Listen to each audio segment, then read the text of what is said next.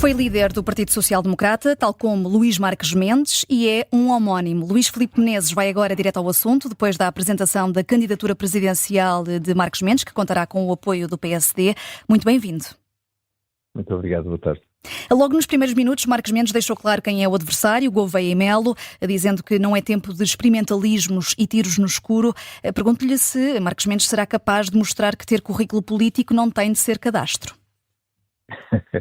Bom, muito obrigado pelo convite. Eu penso que o Dr. Marques Mendes entra.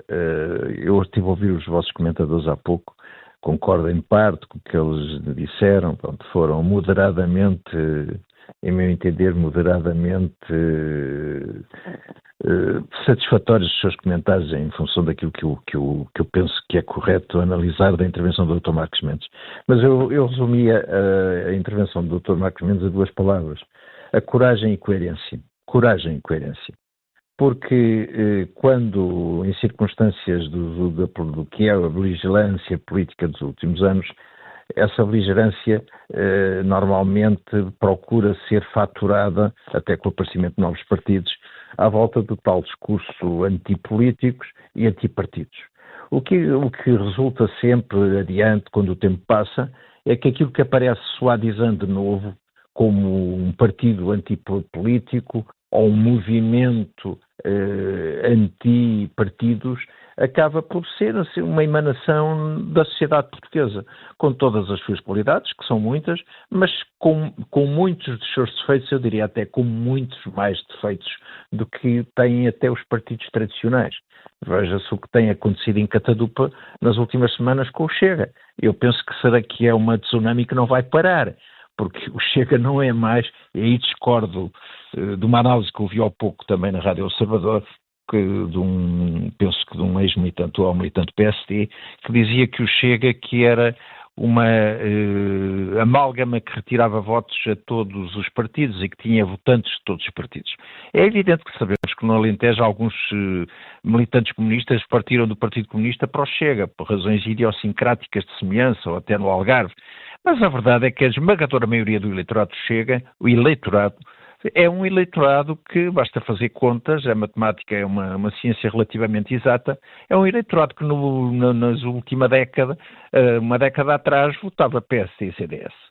Haverá uma franja, 3, 4% do Partido Comunista, do Partido Socialista, mas a maioria são votos da direita conservadora, da direita moderada, que votava PSD e CDS. Em contrapartida, na maior parte dos casos, de líderes, deputados, de Chega, não digo todos, há lá gente muito respeitável, alguns eu conheço, mas há muitos que são aqueles que estavam tão somente descontentes porque não foram deputados, porque não foram vereadores, porque não tiveram um cargo dado pelo seu partido de origem, neste caso pelo PSD e pelo CDS. No caso do movimento do Almirante Gouveia e Melo, bom, é a mesma lógica do imaginário, do que agora o homem antipartidos. Bom, mas a verdade é que eu penso que a comunicação social, perdão, porque eu sou um fã da Rádio Observador, é a única que eu ouço hoje em dia, mas mesmo assim penso que não há coragem de pôr o dedo na ferida. Porque é que o Sr. Almirante Gouveia e Melo, no meio de tantos oficiais generais de alta patente e de currículo conhecido e de capacidade conhecida, de discurso fluido, de mundovisão, porque é que aparece como candidato? Aparece como candidato porque houve uns milhões de vacinas que foram dadas bem e que se a senhora ou eu tivéssemos substituído a pessoa tão, deixe-me utilizar um termo francês, tão maladroite como foi o anterior líder do programa Covid, quer eu, quer a senhora, até se calhar agora éramos candidatos presidenciais, talvez não temos aquele ar espartano, nem temos aquele 1,90 m para consubstanciar, mas é uma candidatura presidencial. Mas a única coisa que, de facto, lança o Sr. Almirante para candidato presidencial, além daquela tarefa que uma vez deu verbalmente aos marinheiros à porta das docas de Alcântara, é o facto de ter estado a liderar durante meio dúzia de meses o programa da Covid, mas depois a seguir o programa da Covid até foi muito mais complexo, tornou-se muito mais complexo, liderado por um outro militar, e depois para um civil, depois para um militar. Bom, mas esses já não tinham 1,90 m, nem eram os primeiros, já nem eram novidade e, portanto, não são candidatos presidenciais. Deixe-me só interrompê-lo para perguntar-lhe então porque é que alguns elementos do seu próprio partido, do PSD, sentem algum fascínio por Gouveia Melo e estão dispostos a apoiá-lo. Não muitos, eu não conheço muitos. Mas, pelo menos há uma coisa que sabemos. Não vi ainda nenhum elemento do PSD. Qual, por exemplo? Neste caso, estou a falar de Ângelo Correia. O Ângelo Correia. É o meu amigo Ângelo. Pronto, é respeitado. Carlos Carreiras também não exclui esse apoio. O engenheiro Ângelo Correia teve sempre uma vocação pela segurança, pelo militarismo, portanto eu penso que é Foi até mentor da sua candidatura à liderança do PSD.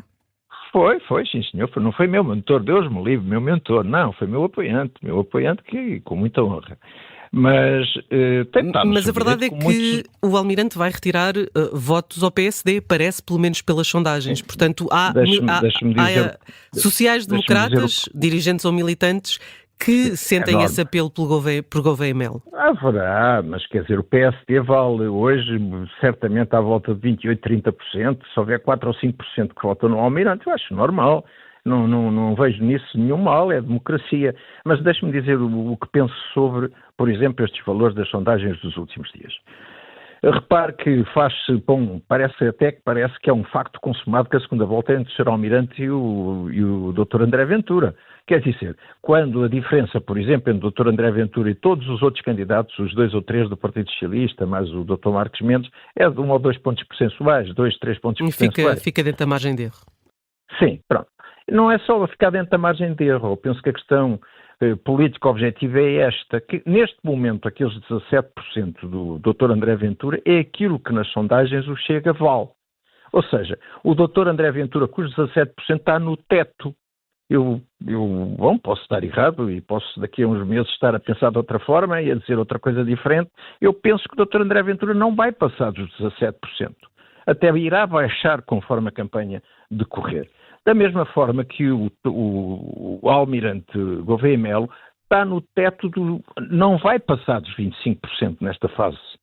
Aliás, estou convencido quando do Almirante, com muito respeito que tenho por ele, quando começar a falar de alguma coisa, de algum assunto em concreto, tem a ver com política, com leis eleitorais, com a sua visão da Europa, com a sua visão do mundo, que eu penso que a coisa será bastante mais complicada, será muito diferente.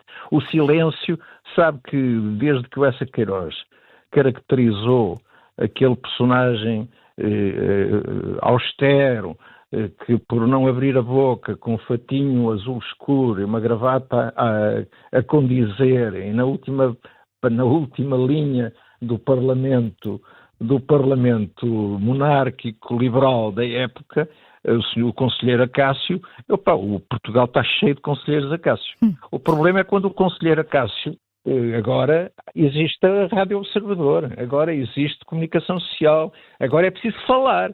No tempo do Eça de Queiroz bastava estar calado na última fila da bancada parlamentar. E falando, as coisas começam a alterar-se. Eu, sinceramente, estou convencido que lá para diante, aqui a 3, 4 meses, os 2 candidatos que irão perfilar-se são os maus da fita, os maus da análise daquilo que é a conjuntura da vida pública portuguesa. Se vão perfilar para a segunda volta, será o candidato que seja apoiado pelo PSD, ou pela área política do PSD, do CDS, eventualmente a Iniciativa Liberal, e o candidato que seja apoiado pela área política do Partido Socialista. Luís Filipe Menezes. Esses 2 que vão à segunda volta. Sim. E ficam aqui as suas apostas no final deste Direto ao Assunto. Muito obrigada por esta entrevista. Luís Filipe Menezes, antigo líder do PSD.